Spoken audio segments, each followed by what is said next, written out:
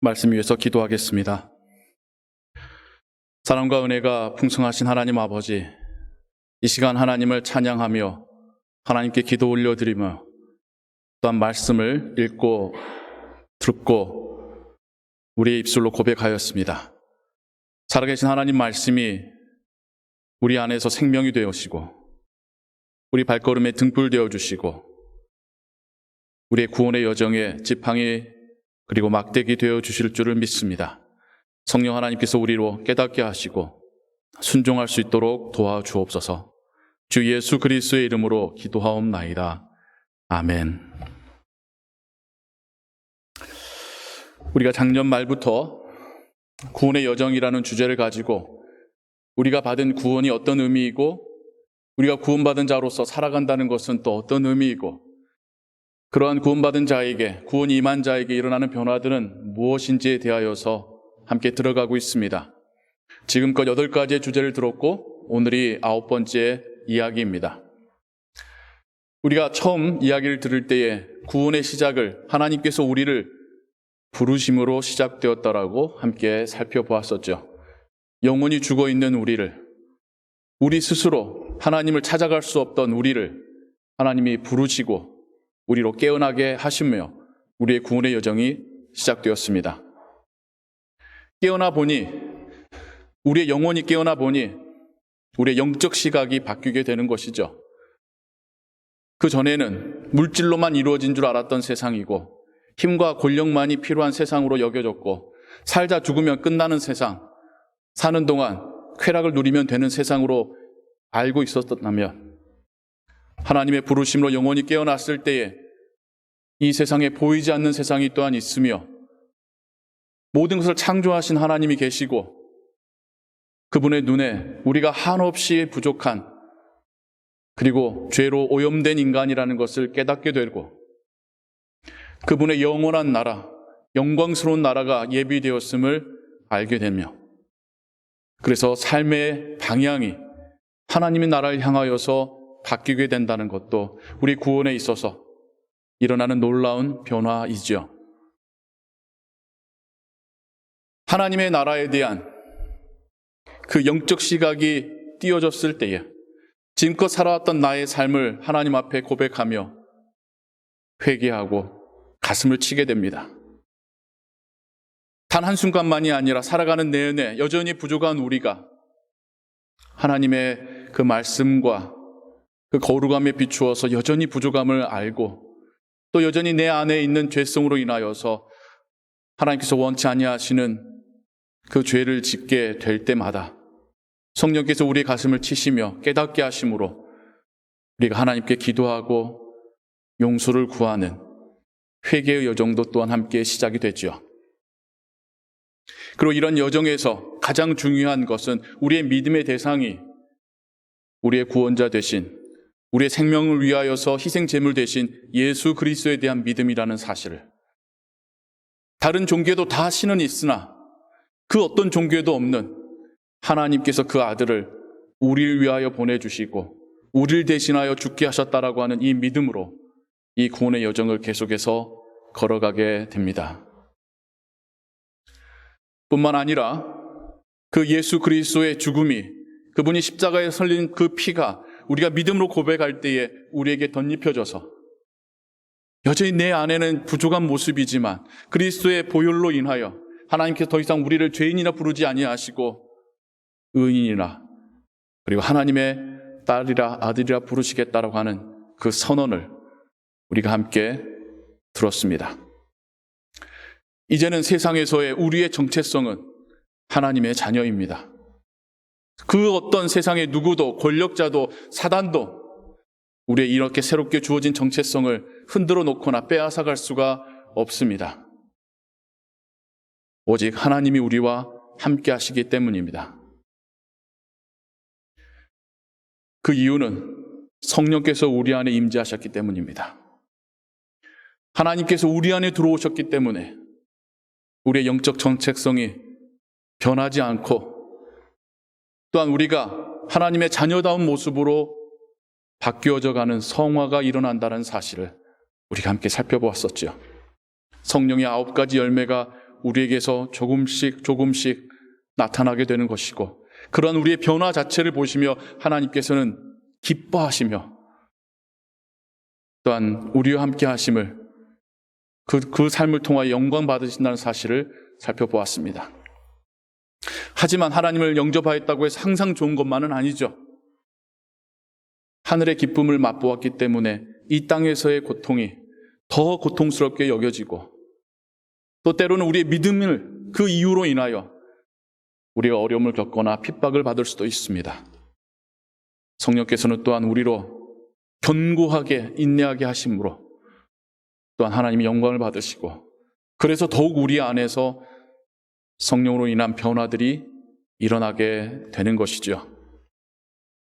그러한 삶을 살아가는 우리에게 구원의 완성의 단계가 다다르게 됩니다.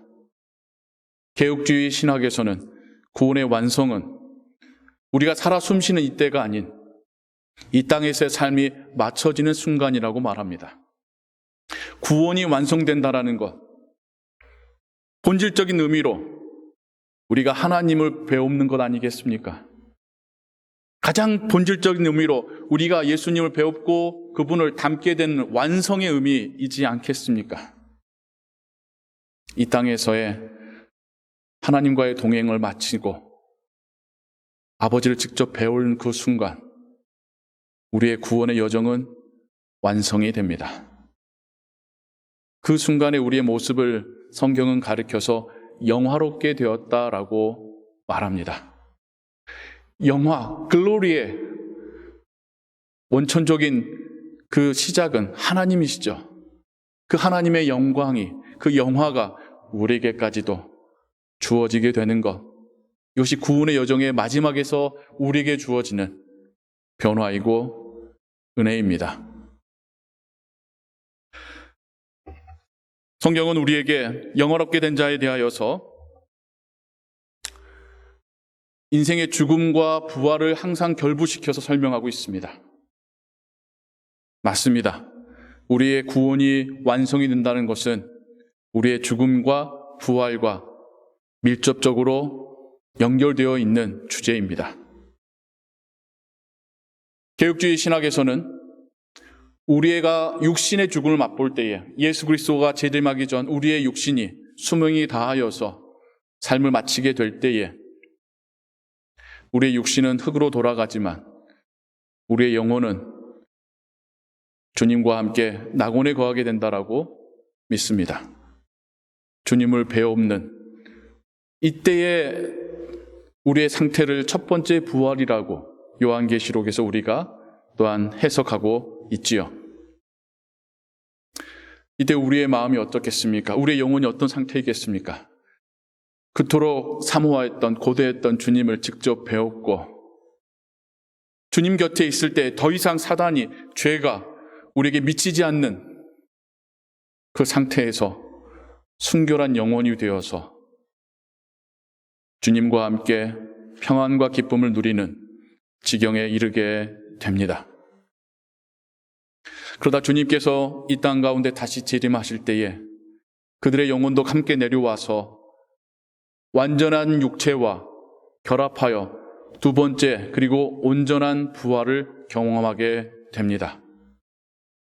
그렇게 온전한 육신을 가지고 하나님 아버지의 나라에서 영원히 함께 살아가게 되는 것, 그 삶을 요한계시록은 우리에게 설명해 주고 있습니다.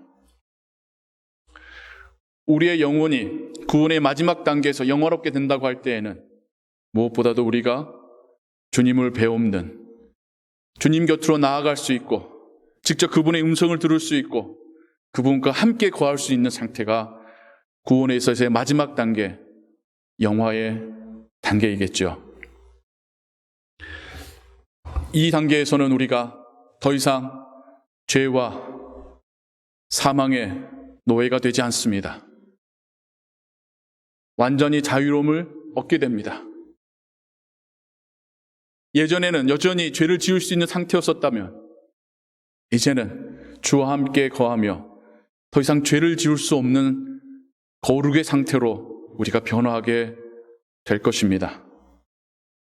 요한계시록에서는 이때 우리에 대하여서 눈물도 고통도 죽음도 없다라고 설명하고 있습니다. 이것이 우리가 구원을 통하여서 가장 사모하는 모습이지 않습니까? 뿐만 아니라 에베소서 4장 13절에는 이렇게 영화롭게 된 사람들의 그 상태에 대하여서 예수 그리스도를 아는 것과 믿는 것에 하나가 되고 그 성품이 예수 그리스도의 장성한 분량까지 커져갈 것이다, 성숙되어질 것이다 라고 설명하고 있습니다. 여전히 우리의 이 땅을 살아가면서 우리의 부족한 점들이 있습니다. 우리의 미숙한 성품들이 있습니다. 힘들어지면 한숨 쉬고 낙심하고 원망하는 그런 우리의 모습이 있습니다.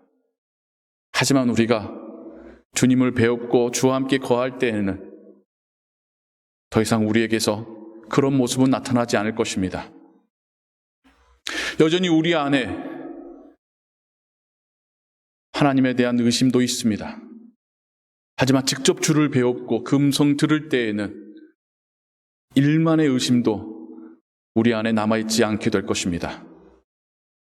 우리가 주님을 배울 때에는 하나님에 대한, 그분의 창조에 대한, 예수 그리스도에 대한, 심지어 우리가 이 땅을 살면서 겪었었던 그 이해할 수 없는 일들에 대한 모든 것들을 하나님의 섭리와 그 뜻과 지혜와 능력을 온전히 깨닫게 될 것입니다. 그것이 우리가 바라는, 또 하나님께서 우리로 하여금 이루길 원하시는 영화의 단계입니다.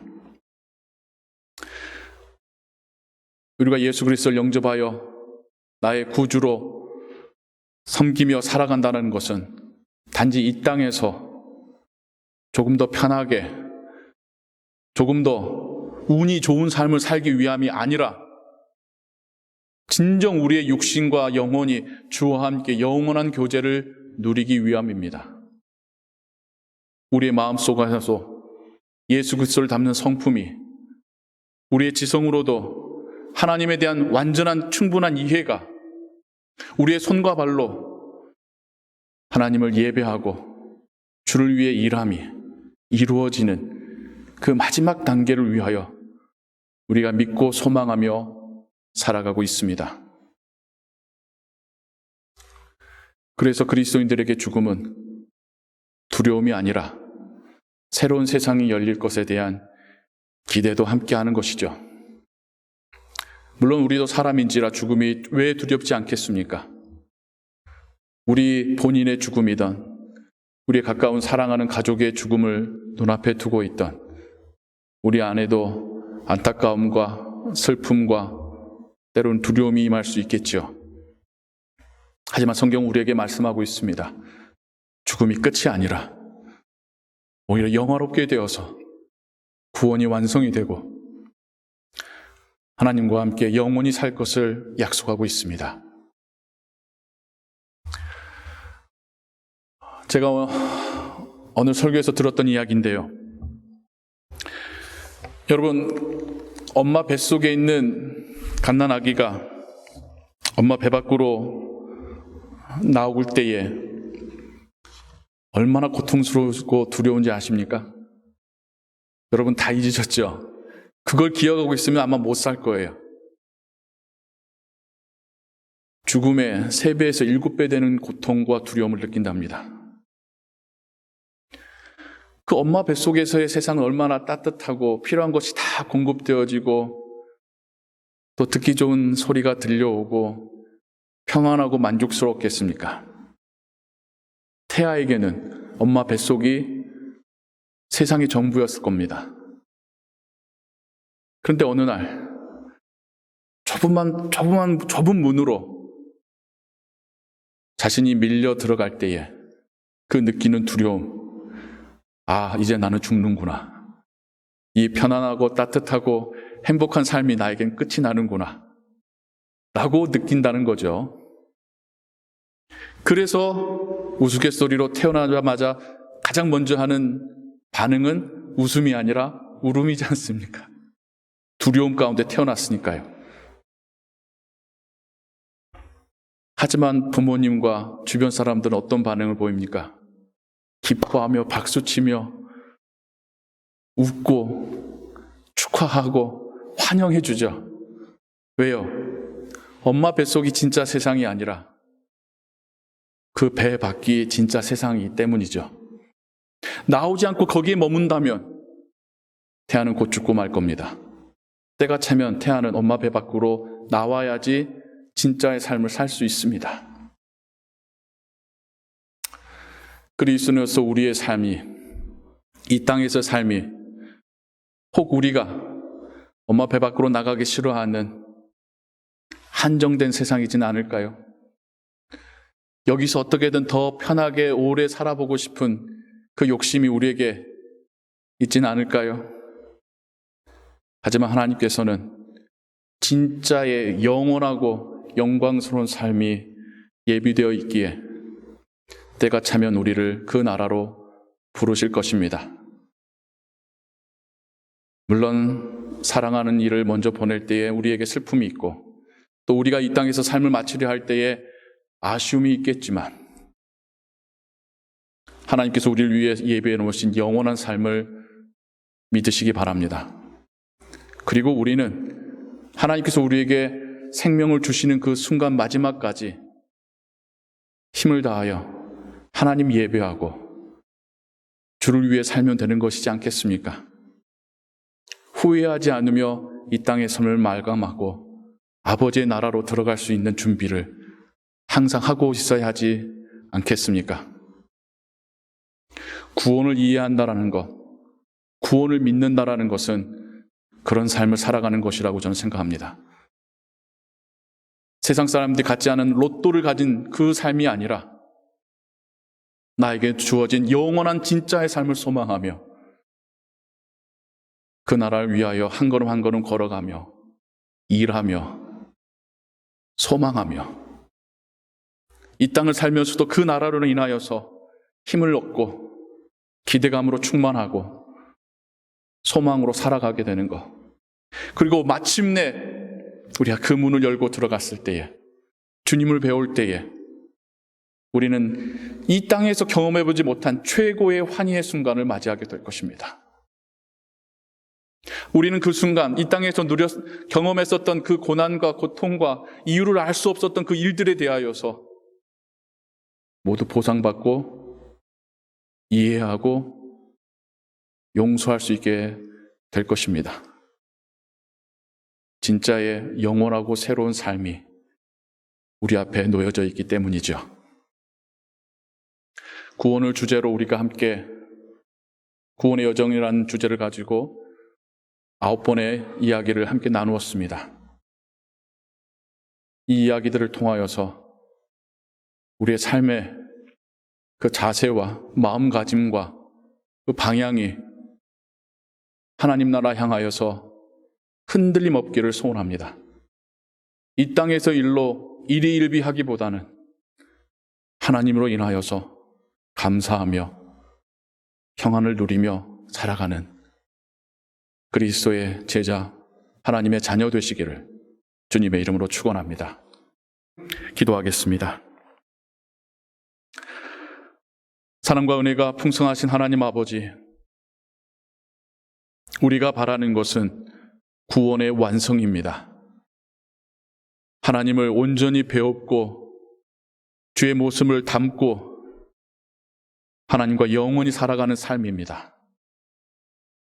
이 땅에서 삶을 살아가면서도 이것이 우리에게 소망이기에, 확신이기에 우리가 오늘도 주를 위해 살며 오늘도 어려움 앞에서 꿋꿋이 견뎌내며 오늘도 유혹 앞에서 하나님 말씀으로 순종할 수 있습니다. 우리에게 허락하신 구원의 여정에 감사드립니다. 이 여정을 나 홀로 걷는 것이 아니라 성령 하나님이 동행하신다고 하는 이 말씀이 우리에게는 감사의 제목입니다. 우리를 붙드시고 우리를 인도하시며 마침내 우리로 하나님을 배웁게 하옵소서.